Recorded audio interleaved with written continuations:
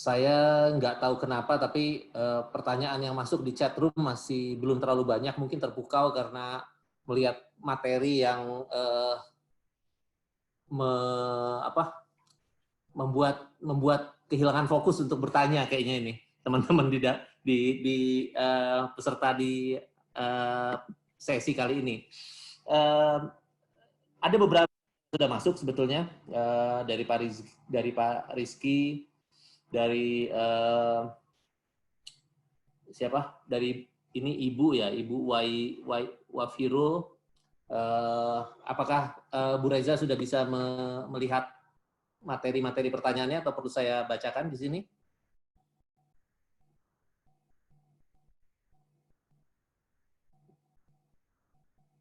Bu Reza?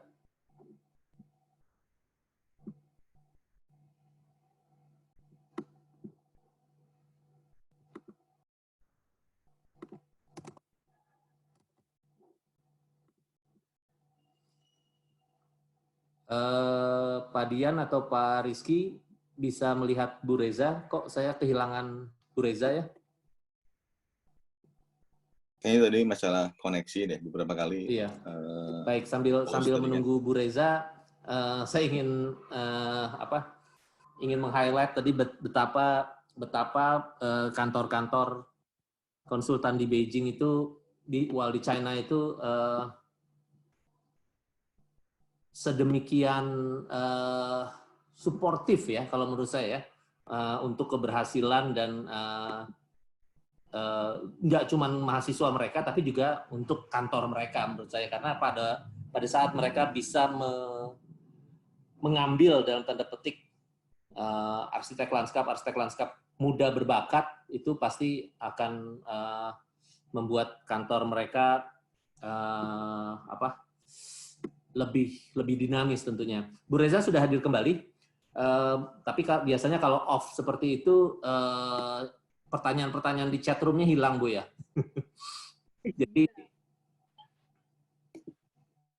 Jadi saya bacakan saja dulu. Bu Reza sudah bisa dengar suara saya? Bisa, Pak. Oke, pertanyaan pertama dari Pak Rizky. Selamat sore Bu Reza, mau tanya untuk informasi sayembara desain yang eligible untuk arsitek lanskap, baik skala nasional maupun internasional. Biasanya kita hunting informasi sayembaranya melalui apa saja, Bu? Apakah ada website khusus yang menginformasikan terkait sayembara desain? Oke. Itu saya langsung jawab nih ya, Pak ya? Ya, mangga. Ya, sebenarnya kalau terkait dengan landscape arsitektur dan dia negara registered to IFLA, dia pasti ada di lamannya iflaworld.org gitu. Jadi silakan klik. Sebentar saya coba, masih ada nggak ya? Silakan klik dari event, biasanya akan ada informasinya di situ. Jadi nah di enggak ya?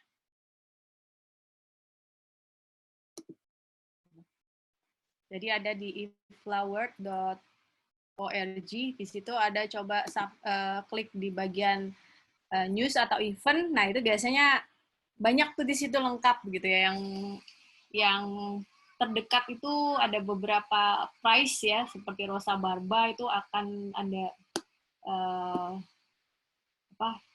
school prize, terus ada juga banyak sih kalau mau lihat salah satunya di Flower. Tapi ada juga beberapa link yang saya tahu seperti World Landscape Award, itu dia juga punya link sendiri gitu. Jadi kita bisa lihat dari situ, browsing banyak gitu ya. Nah, kalau yang lokal ini kadang-kadang kita ngelihatnya bantuan dari asosiasi gitu ya. Yang paling banyak memang saya juga bingung kerjasamanya, kebanyakan tuh kalau penataan kawasan itu di-lead oleh IAI, mungkin Pak Rahman dan Pak Dian bisa menjelaskan gitu ya. Dan biasanya saya tahunya kalau yang lokal itu dari dua sosial media atau dari dua web, dari web IAI yang paling banyak sih kalau saya gitu tahunya. Mungkin Pak Dian sama Pak Rahman juga tahu begitu ya? Ya.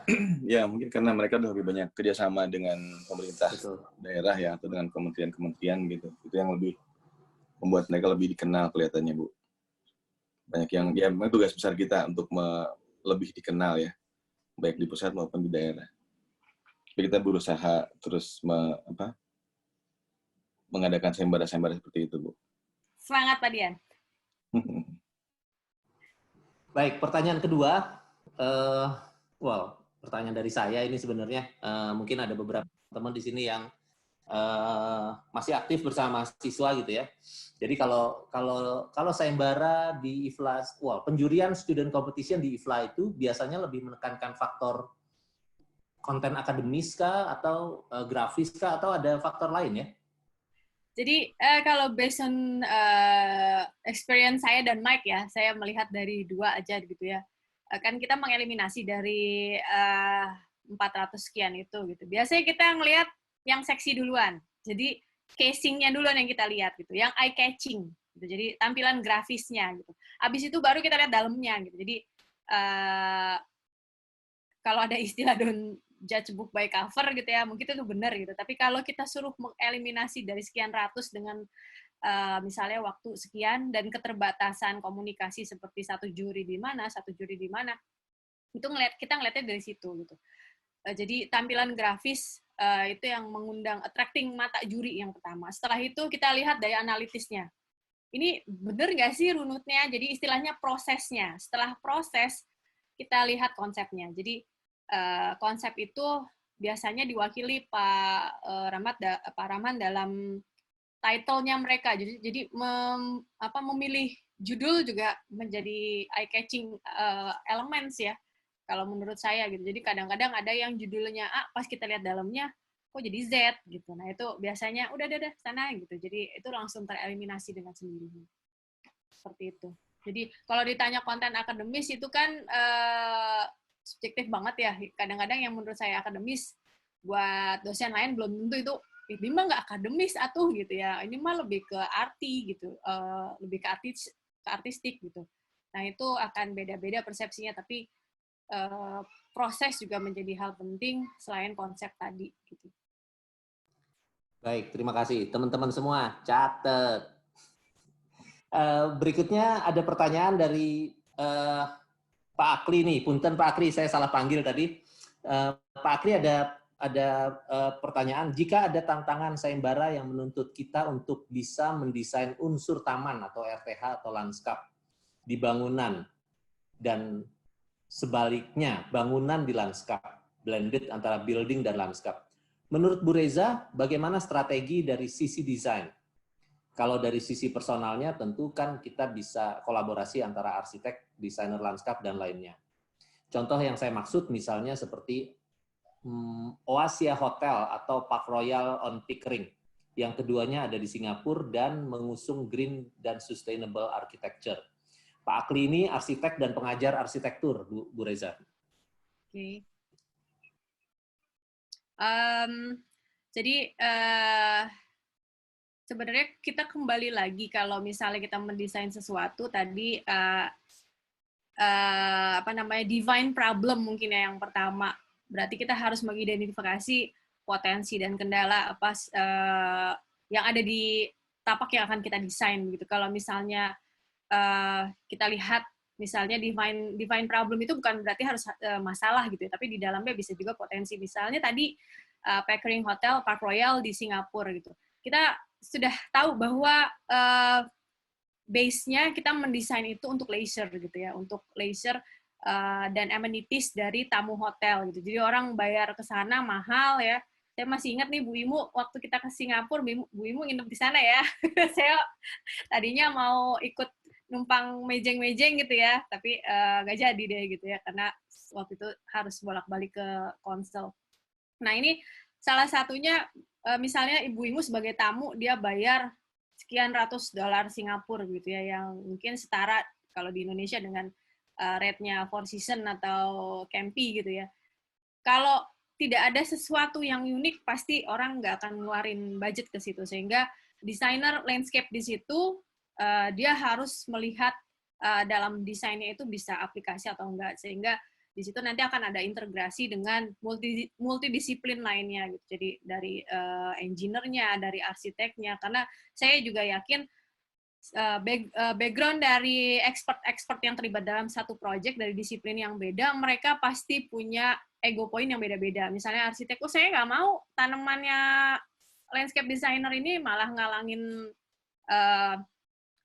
keanggunan dari misalnya desain arsitektur saya gitu. Sehingga disitulah harus ada kolaborasi. Sehingga kalau ditanyain bagaimana mendesainnya, kembali lagi tadi ke batasan-batasan yang kita harus akomodasi sehingga menghasilkan satu desain yang secara fungsi itu sudah bisa mengakomodasi tujuannya gitu, misalnya tadi buat leisure, dan secara estetika juga bisa mewakili keindahan paling tidak secara harfiah dan secara umum itu bisa dirasakan, oh ya, memang site ini cantik gitu, dan saya nggak akan rugi kalau misalnya saya disuruh bayar sekian untuk nginep di situ.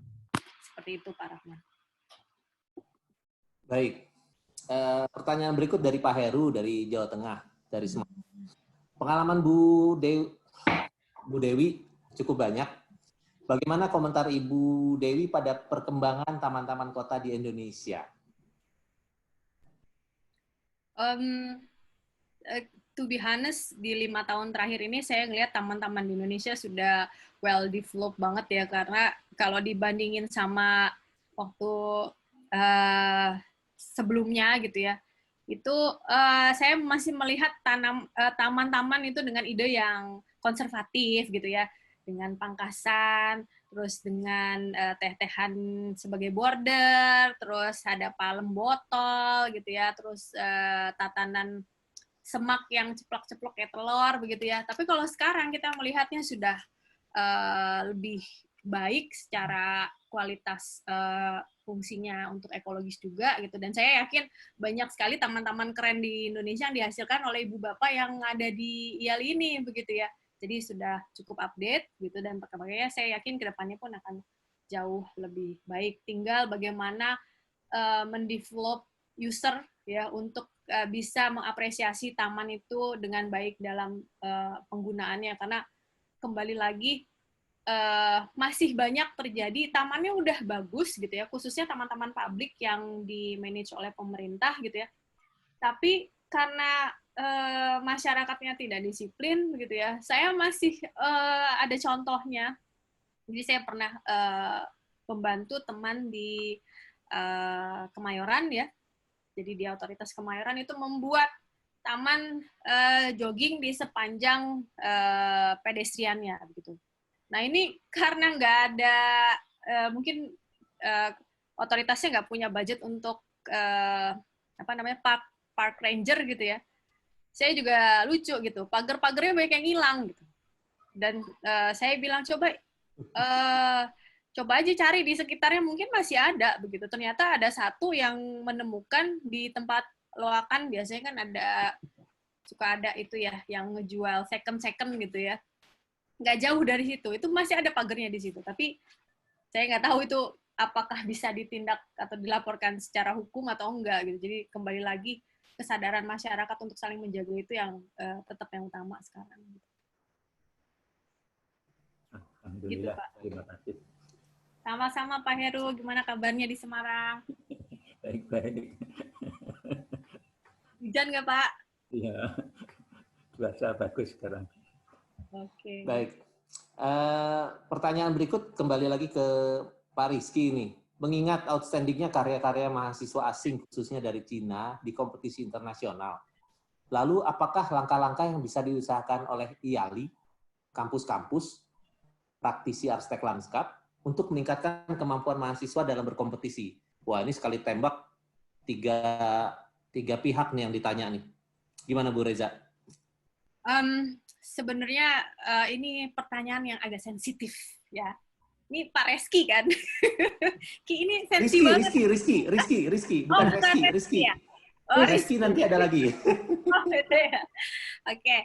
Ki, ini pertanyaan yang sangat sensitif, Ki. Karena kalau saya jawab di sini, nanti saya takutnya menyinggung beberapa pihak gitu ya, khususnya di dalam program akademis begitu ya. Kita benar-benar harus punya pengertian yang sangat fundamental apa itu arsitektur lanskap gitu. Kadang-kadang saya bisa mengerti gitu ya, mungkin karena adanya kurikulum standar yang lebih ke scientific base begitu, sehingga kearsitekturalnya itu masih kurang ditonjolkan. Jadi PR kita ini banyak banget. Dan salah satu peran IALI gitu ya, kan sekarang IALI itu berinduk kepada IFLA. Di IFLA itu ada, tadi saya bilang, education committee ya, dan academic affair.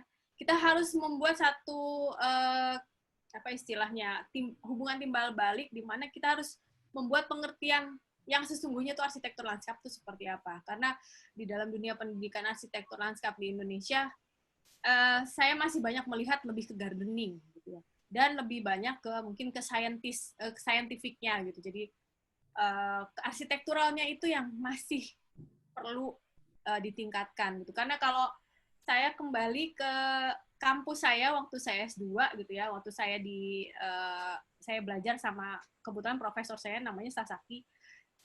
Saya waktu itu belum sebagai edukator, belum sebagai pengajar begitu ya. Saya sempat ngobrol sama dia. Sensei, ini yang saya dapat di kuliah saya. SKS-nya seperti ini. Dan ini kalau saya mau kuliah di sini, terus terang saya tertinggal banget gitu, Sensei. Jadi saya harus gimana? Bisa dibayangkan waktu itu saya bilang diri saya adalah bocah nekat gitu ya. Jadi saya bawa anak kuliah, saya belum jago bahasa Jepang, tapi saya harus ikut kuliah bahasa Jepang. Sehingga mengejar ketinggalan dalam bahasa Jepang saja, saya harus ikut sekolah bahasa Jepang lagi sambil saya ngambil S2. Gitu. Dan senseinya bilang, satu-satunya kamu harus sit in lagi di S1. Gitu.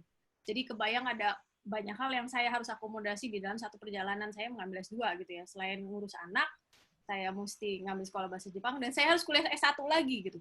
Dan bagaimana kagetnya saya melihat sistem pendidikannya. Jadi memang kalau dilihat dari satu aspek aja, ya dari kualitas grafis gitu ya, dari pendidikan grafisnya aja sudah beda gitu. Jadi di S1 itu freehand itu harus terus digenjot gitu, digenjot. Jadi walaupun kebetulan di kampus saya itu Art and Design gitu ya, Kyoto University of Art and Design. Jadi memang mahasiswa-mahasiswa yang masuk ke dalamnya itu dites skill dari grafis freehand-nya gitu. Memang sudah bagus-bagus, tapi tetap mereka 1 tahun itu di drill dengan freehand, sehingga nggak salah juga ketika IPB mengambil akreditasi internasional under IFLA APR Education Committee. Salah satu advice yang diberikan oleh Mike sebagai asesor internasional saat itu adalah sebisa mungkin di mata kuliah yang terkait dengan desain gitu, awalilah dengan sketsa. Nah, jadi itu yang sudah mulai diterapkan di beberapa mata kuliah desain di ARL. Jadi praktikumnya itu mahasiswa diminta sketsa dulu. Jadi dosen itu biasanya cuma ngasih satu tema aja gitu. Mahasiswa harus sketsa gitu. Karena itu bikin tangan kita senam ini kadang-kadang kita itu terlalu egois untuk itu mah gampang, ntar aja gitu. Bahkan itu terjadi sama saya gitu. Jadi kalau bimbingan itu kadang-kadang kalau kita research ke suatu tempat, saya minta mereka bawa sketchbook. Ayo kita duduk ini, kita luangkan 1 hari buat sketsa plot apa aja gitu. Dan itu biasanya akan membuat feel of the land kita lebih istilahnya dalam gitu. Begitu, Pak. Mungkin nanti di akhir saya akan kembali ke Pak Dian ya untuk minta sedikit jawaban beliau di sini. Sementara itu kita pindah ke Pak Reski. Pertanyaan Pak Reski, bagaimana cara paling efektif dan efisien dalam menuangkan imajinasi seorang arsitek atau arsitek lanskap atau desainer dalam karya-karya lanskap yang akan diproduksi? Oke. Jadi gini, kalau buat saya imajinasi itu terlahir dari experience gitu. Jadi kalau yang pernah ikut kuliah saya pasti saya selalu bilang, rajin-rajin piknik gitu ya. Ayo kita piknik gitu. Piknik itu bukan berarti harus gelar tikar gitu, tapi ya mungkin ngebolang gitu ya bahasanya. Dan imajinasi itu biasanya kita bisa lihat dan kita bisa belajar dari alam dan lingkungan gitu. Bahkan ketika kita misalnya kita bepergian dengan kereta gitu ya, kita dengan visual kita yang masih di level mata yang terikot lebih mudah begitu ya, walaupun dengan kecepatan tadi vision emotion itu, tetap kita bisa merecord sesuatu gitu. Satu elemen saja yang kita record biasanya itu akan menimbulkan imajinasi baru begitu. Tapi misalnya kita dari atas pesawat gitu melihat bumi dari kejauhan, itu akan banyak pola-pola alam yang terbentuk yang sebenarnya kita bisa record lagi. Jadi kita banyakin memori di CPU di otak kita untuk menghasilkan imajinasi baru.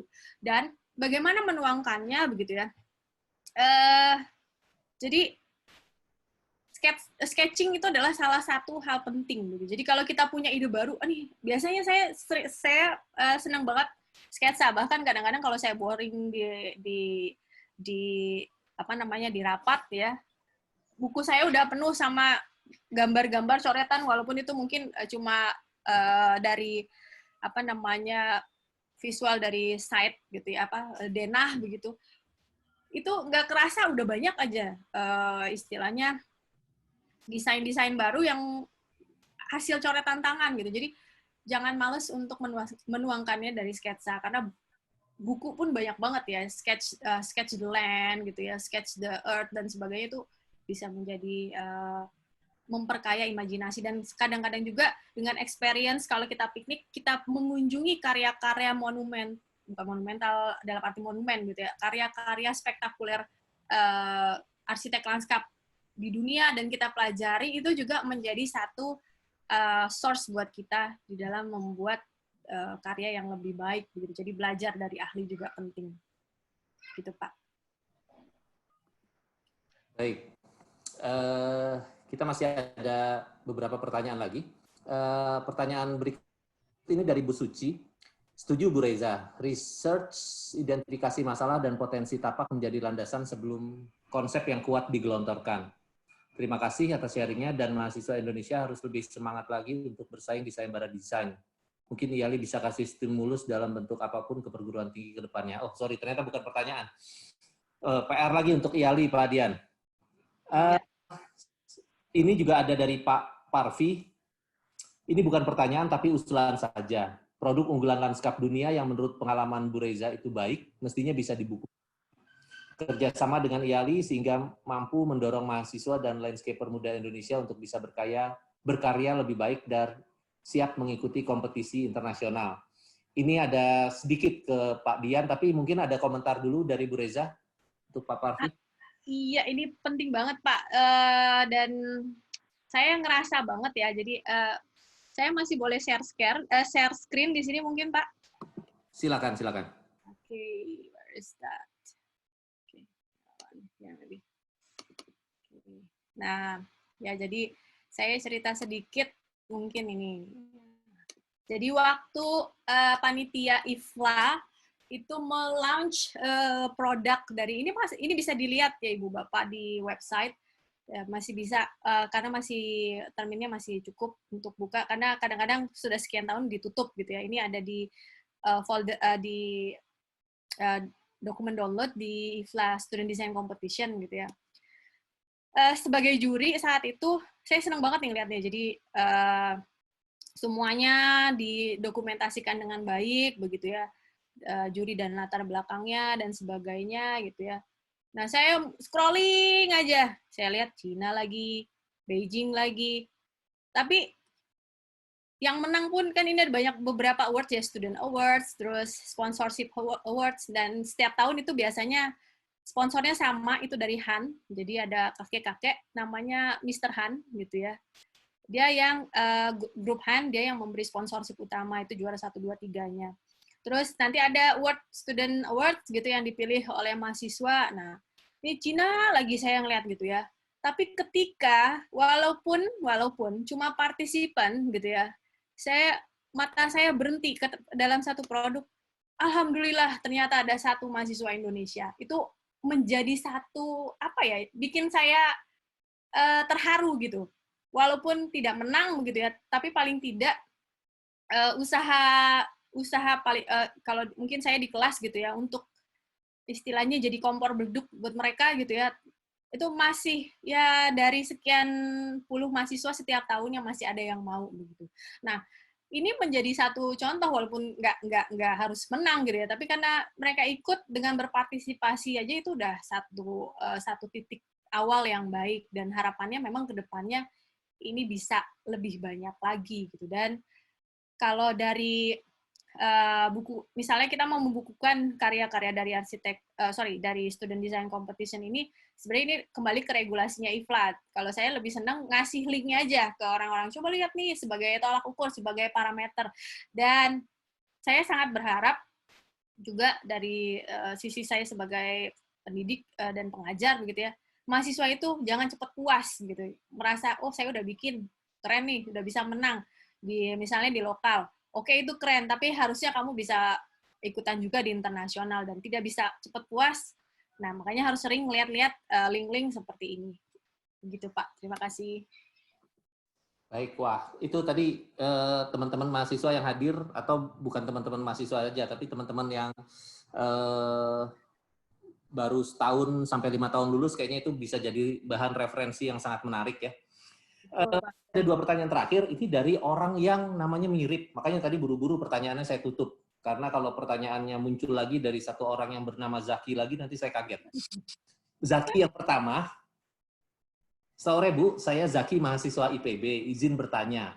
Melihat karya dari mahasiswa asing yang sangat luar biasa, kira-kira bagaimana cara memotivasi mahasiswa yang ingin mengikuti lomba, terutama dalam skala internasional, sementara terkadang kita merasa ilmunya kurang untuk ikut kegiatan-kegiatan tersebut. Nah, loh. Kalau itu ya, jadi begini, kurang enggaknya itu kembali ke masing-masing sebenarnya, ke masing-masing mahasiswa. Tapi kalau ditanya bagaimana memotivasi mahasiswa, mungkin Zaki juga tahu ya, kalau di kelas itu saya nggak pernah bosan untuk ngomong ke mahasiswa, ayo ikut event-event, mau itu sayembara desain, mau itu student startup gitu ya, ayo ikut. Dan biasanya saya senang banget ngomporin mahasiswa gitu, karena saya adalah salah satu contoh yang saya pernah mengalaminya gitu. Saya pernah jadi partisipan dan itu sangat baik, khususnya untuk membuat network ya. Zaki juga kemarin ikut ke Oslo, jadi pasti udah ngerasakan efeknya ya, bagaimana bisa membuat network, punya teman baru dan link baru. Nah, itu sangat bermanfaat. Dan bagaimana misalnya kalau kita ngerasa ilmunya kurang, kalau dari dunia pendidikan, apalagi sekarang dengan kampus Merdeka, ya, ini akan semakin berkurang, Pak Rahman. Jadi dengan kredit yang ada tuh udah akan dikurang-kurangin lagi nih. Sehingga kalau ditanyain kurang, akan kurang banget. Nah, salah satunya gimana kita bisa mendevelop adalah yang banyak mengerjakan case-case ya, contohnya dari sayembara ini gitu. Dengan belajar dari karya-karya yang ada, begitu ya, Bu. Bahkan bisa bertanya ke dosennya. Saya tipe yang, ayo silahkan siapa yang mau ikutan, mangga, ayo kita sama-sama begitu, nanti akan terbuka diskusi di situ. Contohnya seperti itu, Pak Rahman. Baik. Pak Zaki Umara dari Surabaya. Ini laki-laki ya, Pak ya? Kalau yang tadi ya, ini unek-unek sebetulnya nih, saya bacakan ya, karena ini curcol ya. Untuk kita semua. Terima kasih Bu Reza atas sharingnya. Beberapa negara di luar mengadakan sayembara untuk proyek-proyek pemerintah adalah hal yang biasa. Sehingga ide-ide yang masuk itu bisa banyak dan lebih fresh. Kalau pengalaman saya di Jerman, sebagian besar kerja konsultan di sana menyelesaikan kompetisi yang dikelola dalam satu website. Jadi di website ini juga bisa terlihat bagaimana portfolio setiap konsultan dari hasil-hasil sayembara dan juga bagaimana satu konsultan arsitektur lanskap misalnya berkolaborasi dengan satu konsultan arsitektur. Ini sistem yang menarik yang bisa ditiru Indonesia. Mungkin sekedar menyampaikan unek-unek saja bagi pengambil kebijakan atau bagi IALI. Nah, loh, Pak Dian hari ini banyak sekali dapat pertanyaan padahal nggak memberikan materi. Kenapa ya? Bu Reza mungkin bisa memberi komentar sedikit sebelum kita balik ke Pak Dian. Ya, ini ada salah satu stimulasi yang sangat baik ya. Jadi kalau di IFLA itu sendiri ada EPA ya, yang saya ikut dugem di dalamnya begitu ya. Itu memang kita mencoba menjembatani yang profesional, gitu. Di mana kadang-kadang mereka bingung mau promosi dirinya di mana begitu. Dan biasanya dengan link-link dari asosiasi nasional yang memperkenalkan kelebihan dari konsultan, kan banyak ya istilahnya young landscape planner gitu ya. Ini mungkin mereka secara skill sudah bagus gitu, tapi mereka nggak dapat panggung gitu. Nah, disinilah fungsi dari asosiasi untuk bisa menjadi induk gitu ya. Jadi harusnya kita bisa membuka jembatan gitu ya, membuka network mereka. Ya mungkin nanti Pak Dian bisa bikin satu tools di dalam website IALI begitu ya, yang berisikan apa yang seperti Pak Jaki ceritakan dengan sistem di Jerman tadi.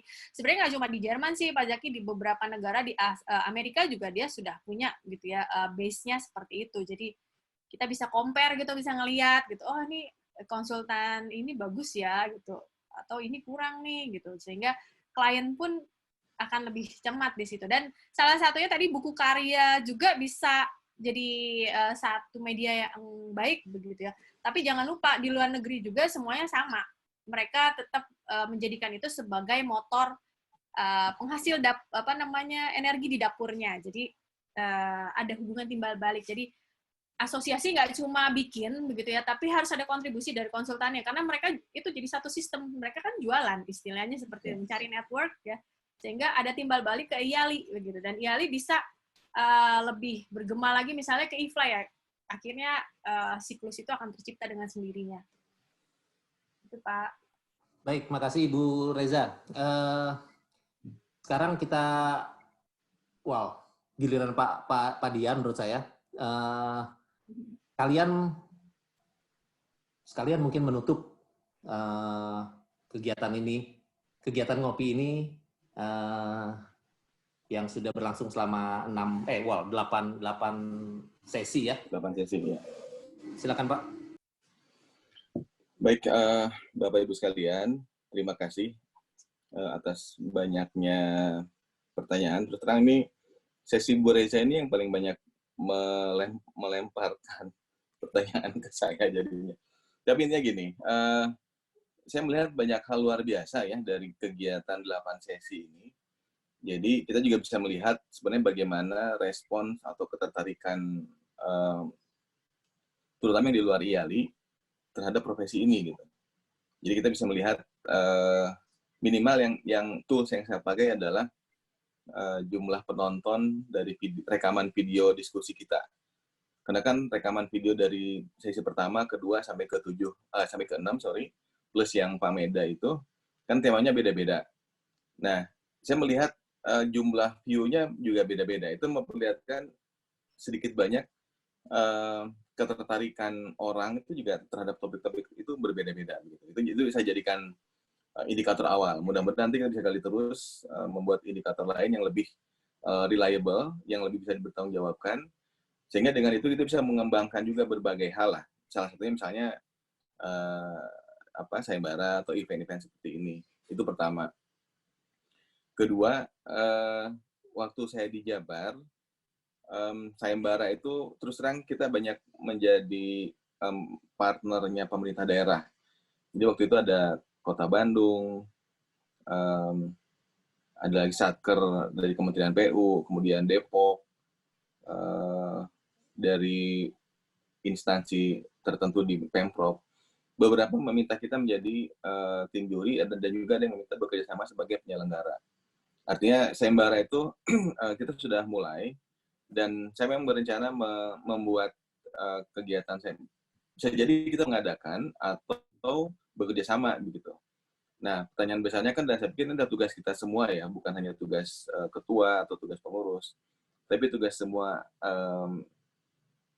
elemen IALI adalah bagaimana terus memperkenalkan keberadaan profesi kita, arsitek lanskap, baik di dunia atau di pemerintah, maupun pemerintah itu dari mulai pusat sampai ke daerah, maupun juga ke swasta. Sehingga tadi yang kata Bu Reza, kenapa sayembara terkait ruang luar kebanyakan dengan IAI begitu, tidak dengan IALI. Kota Bandung tuh sudah tahu ada IALI. Jadi kalau mereka bikin sayembara, ngajaknya IALI. Dan IAI pun, IAI Jabar, itu kalau diajak menjadi penyelenggara sayembara yang terkait ruang luar, mereka selalu bilang, kalau ruang luar ke IALI Pak, bukan ke IAI gitu. Itu kalau IAI Jabar waktu itu ketuanya Pak Robi ya, itu selalu begitu. Ya mudah-mudahan IALI Jabar bisa meneruskan kolaborasinya dengan IAI, dengan IAP, sehingga kesepahaman pembagian lingkup kerja itu tetap dapat termunculkan begitu. Itu yang kedua. Ketiga, saya terus terang selalu berusaha mengajak ya. Misalnya kita kemarin bikin lomba menulis, walaupun skalanya mungkin baru skala asosiasi, skala bagi anggota, tapi kan kita melihat responsnya juga masih dari sekian ratus anggota yang submit tulisan kurang dari 20. Jadi saya pikir ya entah apakah karena, ya nggak tahu lah. Tapi yang jelas itu usaha itu tetap kita coba. Kemudian dalam waktu dekat kita sedang berencana untuk membuat menerbitkan buku karya anggota arsitek lanskap Indonesia, terutama anggota IALI ya. Yang tujuannya nanti itu juga bisa menjadi marketing tools buat kita gitu. Jadi saya pikir ini adalah kerja keras kita bersama, kerja keras kita semua untuk bagaimana caranya profesi arsitek lanskap dan IALI sebagai asosiasinya semakin dikenal orang dan semakin menjadi referensi begitu. Sekarang ini kita sedang mencoba membuat tim khusus ya terkait kegiatan penataan media online IALI, baik pengurus nasional maupun pengurus daerah. Pak Zaki Umara yang tadi curcol juga menjadi salah satu anggotanya. Jadi apa yang tadi beliau share di sini nanti akan saya tagih di grupnya, di grup media ya, Om Zaki ya. Baik itu bisa develop juga gitu kan. Dan saya pikir banyak yang bisa kita buat dengan media online ini, banyak yang bisa kita lakukan gitu. Proses sharing, proses misalkan kita mau memasukkan karya ke dalam buku karya yang akan diterbitkan oleh IALI nanti, tapi merasa belum pede misalnya gitu. Nanti bisa kita pakai simpan dulu di drive atau di website kita, tidak dipublish, artinya hanya akses orang-orang tertentu. Kita bisa minta direview dulu gitu, sehingga dan beberapa masukan nanti karya tersebut bisa masuk menjadi bagian dari yang akan dipublish. Kan banyak yang bisa dilakukan. Gitu. Berikutnya tadi ada pertanyaan yang saya pikir saya ingin ikut menjawab adalah bagaimana membangkitkan motivasi gitu ya, karena kita merasa belum cukup pede untuk ikut sayembara. Nah, saya ingin cerita sedikit nih. Waktu saya kuliah tingkat 4, menjelang akhir kuliah tuh ada satu dosen yang meminta mahasiswa di kelas untuk menyampaikan sepatah dua patah kata pesan dan kesan, gitu. Kesan dan pesan.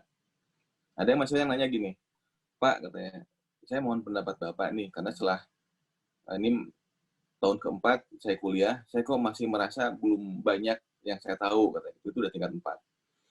Dosennya bilang gini, kamu enak, nanti kalau sekarang 4 tahun, nanti lulus 5 tahun goblok, katanya gitu. Nah, aku 7 tahun goblok juga. Gitu. Artinya apa? Artinya itu tuh itu adalah sesuatu yang mungkin kita nggak tahu sebenarnya. Kita tuh udah tahu banyak, tapi karena masalah psikologis, kita merasa kita belum banyak yang bisa kita lakukan. Gitu. Nah, memang dari sekian banyak masalah, satu masalah yang saya pikir banyak menghambat adalah batasan psikologis. Jadi kita ngerasa kita belum mampu, kita belum siap, kita belum bisa. Itu adalah masalah psikologis yang hanya kita sendiri yang bisa mengatasinya. Begitu. Rasanya kurang apa ya dosen meng-encourage mahasiswa di kelas gitu ya. Kita juga kalau bikin event, IALI bikin event, misalnya ngopi ini, kan selalu menyertakan kalau mahasiswa itu diberi privilege lebih murah atau bahkan digratiskan seperti itu. Tujuannya kan untuk kalau kita bikin event bukan buat ngapain IALI bikin acara hanya buat nambahin pengetahuan kita aja gitu. Kan lebih banyak yang mendapat ilmu lebih baik begitu. Jadi kita selalu mengundang orang gitu. Seperti itu. Mungkin itu sementara yang bisa ditambahkan Pak Rahman. Baik, terima kasih Pak. Eh, Bagaimana merangkum pembicaraan hari ini? Rasanya merangkumnya, yang bisa saya rangkum saat ini adalah cuman. Oh, Pak Rahman, sorry satu lagi. Oh, ada satu lagi. Monggo. Tadi kan diminta nambah. Tadi kan diminta menutup sesi ngopi ini ya. Jadi saya ingin menyampaikan terima kasih dan penghargaan setinggi-tingginya kepada para pembicara, terutama para pembicara ya, yang tentu untuk menyiapkan materi ini tidak cukup waktu 1-2 jam begitu. Bu Reza sampai nanya, Pak, 60 slide cukup nggak? Saya kebayang nyiapin 60 slide itu berapa waktu itu yang diperlukan.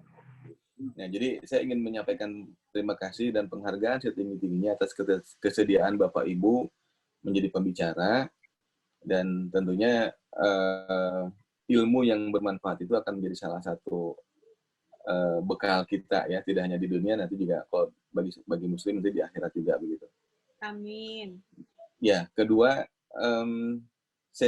mungkin sesi ngopi 20 ini ditutup karena judulnya juga ngabuburit ya. Ngabuburit itu biasanya di bulan puasa begitu.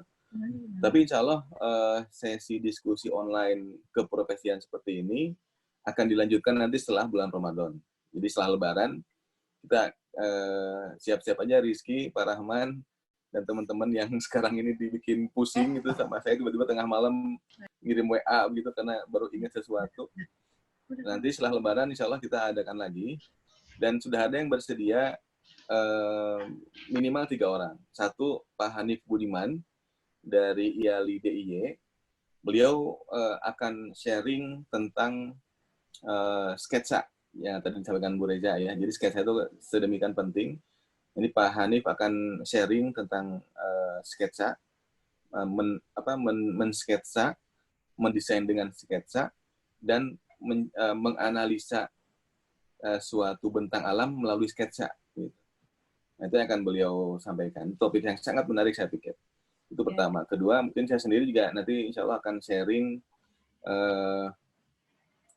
mungkin 2 atau 3 proyek ya terkait landscape ini yang mungkin temanya berbeda.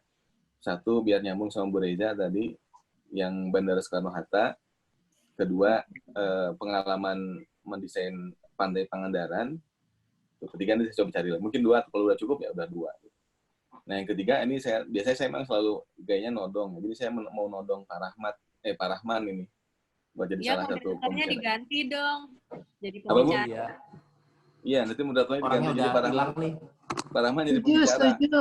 Pak Rahman, ya. Gantian sama saya ya, Pak Rahman pembicara, saya moderatornya. Nah, Bu Reza, sip. Berarti moderator udah ada. Keren ya, Bu Reza.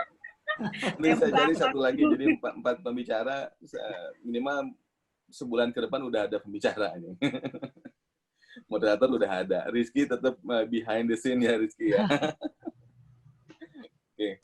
Itu aja mungkin Pak Rahman. Sekali lagi terima kasih kepada para pembicara, juga kepada para peserta. Ada beberapa yang saya lihat rajin ini dari pertama sampai dari sesi 1 sampai sesi 7. Dari Jawa Tengah, di beberapa sesi dari tengah ke belakang ini saya lihat semakin banyak yang hadir. Terima kasih Pak Heru, Pak Parvi, Bapak-Bapak sekalian atas kehadirannya. Juga teman-teman kemarin seru, ada dari Merauke segala ya, bahkan dari sebelumnya juga ada dari Timor Leste begitu. Itu membuat saya tambah semangat membuat sesi seperti ini, karena dengan effort minimal, impact-nya mudah-mudahan bisa luas begitu. Baik bagi kita, bagi anggota, maupun ya bagi masyarakat luas. Nah, yang saya belum mendapatkan semangatnya adalah dari pihak pemerintah daerah. Padahal saya selalu sharing ke beberapa orang yang saya kenal ya di pemerintah daerah, adanya acara-acara seperti ini, tapi saya belum, mungkin karena kesibukannya ya, dan juga mungkin masalah waktu, jamnya di jam kerja dan sebagainya. Gitu. Dan jangan bosan-bosan untuk mantengin media sosial kita, ada website iali.or.id, juga di Facebook juga ada Ikatan Arsitek Lanskap Indonesia, di Instagram ada ada akun PN_IALI ya kalau nggak salah. Punya Ikatan Arsitek Lanskap Indonesia lah. Hashtagnya juga udah kita bom terus biar makin banyak begitu. Mudah-mudahan usaha-usaha minimal seperti ini bisa terus memperkuat eksistensi kita. Amin. Terima kasih Pak Rahman, silahkan. Assalamualaikum warahmatullahi wabarakatuh. Semangat. Waalaikumsalam. Ya baik, sedikit tadi. Jadi sebetulnya yang kita setelah acara ini berakhir dan nanti kita mengikuti acara lain yang selalu nempel di kita itu sebetulnya dua huruf tadi, PR. PR itu tidak cuman untuk akademisi, bukan untuk saja, juga bukan hanya di profesional. Jadi kita semua bersama-sama harus bersinergi untuk semakin satu mempopulerkan profesi ini, kedua memeratakan profesi ini, dan ujung-ujungnya nanti akan meningkatkan harkat dan martabat profesi kita. Demikian sebagai penutup, akhir kata, wassalamualaikum warahmatullahi wabarakatuh. Waalaikumsalam warahmatullahi wabarakatuh. Terima kasih Bu Reza. Semuanya kalau bisa Bu Reza. pilih dulu videonya. Terima kasih semuanya. Video. Biar bisa foto. Pak Dian, Bu Reza. Akhir nih. Ayo nongol semua. Follow dari Foto ini. bersama. Udah siap nih. Makasih Bu Reza. Pak, udah di screen. Hampir buka puasa. Belum nih, Pak. Ya, makasih Pak Mana, Bu? Rahman. Foto dulu semua. Foto. Adian. Oh iya. Batin semuanya. Maaf lahir batin buat semuanya ya. Selamat sedang lebaran. Sukses menurut acara kelompok. Lahir batin ya, lebaran. Idul Fitri. Sukses. Semua Lebaran. Rahman bisa capture? Iya, ini lagi di-capture ini. Oke. Dong, semuanya muncul biar Ayo semuanya berfoto. keluar mukanya. apa mukanya? Ayo. Wajahnya yang cantik dan ganteng. Nah, Apa lagi, Mam? ya, Ada Bu Nurul mana nih mukanya? ya. Nih, Makasih Mbak Reza. Sama-sama. Rizky keluar juga akhirnya, Ki. ya Rizky biasanya di belakang panggung terus nih. Oh deh. Rizky sepatah 20 kata nih Rizky nih. Ini dia. benar nih. Dia punya Rizky yang punya hajat kelihatan ini. belakang nih. Dapat tugas Kadang-kadang apa, sampai Bu? HP-nya kebalik-balik gitu tuh. Nggak kelihatan videoku. Ibu Reza, mantap. Iya itu. Yo, Mas ini Bu Murni kok nggak keluar Bu Murni? Nggak dikasih. Iya, nggak dikasih. Nggak dikasih apa Bu? Coba videonya Rizky yang di. Haris. Hah? Oke, nah oke. Oke. Tadi Rizky yang kasih. Oke, thank you. Ayo. Halo Mbak Huda. Hai. Dad, kenapa kau pakai kacamata itu, Dad? Udah Apa, Yuda? udah di capture Rahman. Sudah di-capture. Makasih. Man, di capture-nya pas ada gue nggak? Sebentar, Bu. Sekali lagi. Iya bener Bu, Capture harus sekali lagi. Yang ada Bu Murni, sebentar. Nah, Yap. 1, 2, kayak pakai kamera aja. 3, udah Bu. oke. Kangen juga ya ternyata ya. Ini acara ngopi kita ini sukses loh, bagus loh. Alhamdulillah. Alhamdulillah. Alhamdulillah. Secara teknologi oke kan, jadi udah nggak konservatif lagi IALI kita. Nah, 4.0. Nanti saya minta juga Bu Murni nih Bu buat jadi pembicara sharing dari sisi kontraktor Bu. Hah? Bu Murni, Bu Boce, Bocah kalau kontraktor. Ibu juga Bu Imu. Bu Boce, Bu Murni, Bu Imu. Bangi perlu nih, Bangi. Aku udah banyak di desain sekarang. Nggak apa-apa. Desain dong. Boleh. Udah pada bikin bukaan ibu-ibu. Pokoknya oke Ya punya deh. ini 1 menit lagi. Ya, ini akan izin rekam ya, dari mau YouTube. bukaan nih. Nanti di-share di YouTube ya. Silahkan dilihat, diikuti. Pak Dian kita nggak jadi Ya, buka jangan lupa. online Jangan ya. lupa nih, setiap pengurus IALI baik di daerah sama pusat, ajak temannya 5 orang untuk subscribe. Sehingga kita punya follower di YouTube bisa banyak. Kalau bisa 10, 1 pengurus. Bagus, Bu. Setuju, Bu. 20 dua-duaan. Bagus. Cocok tuh. Ya, sekarang baru 100 tuh followernya. Baru 100 kurang. Jadi daerah, tolong satu masing-masing daerah. kita minta tolong temennya untuk mensubscribe. Suku-suku temennya berprofesi di bidang arsitektural gitu loh. Tapi kalau nggak sebedut teing lah, ibu rumah tangga juga boleh, yang penting subscribe. Keren, Bu. Jangan lupa kita mulai 5 apa 10 orang. Ambil HP-nya teman, kita buka YouTube-nya, kita yang subscribe, kita yang pencetin. Bu Boce, Iya, Bu kalau Boce, orang yang malas pamit, sama kita aja ya, Bu. mau Ya. beli takjil dulu, Bu. Ya. Sama-sama. Mau iya, nyiapin semuanya udah. takjil. Saya tutup ya. Yuk. Ya, makasih. Assalamualaikum. Assalamualaikum. Berbuka. Mohon maaf lahir batin ya Ibu Bapak semuanya. Ya, Ya, sama-sama. sama-sama. Minal aidin wal faizin. Allah, Maaf lahir dan minal minkum. batin.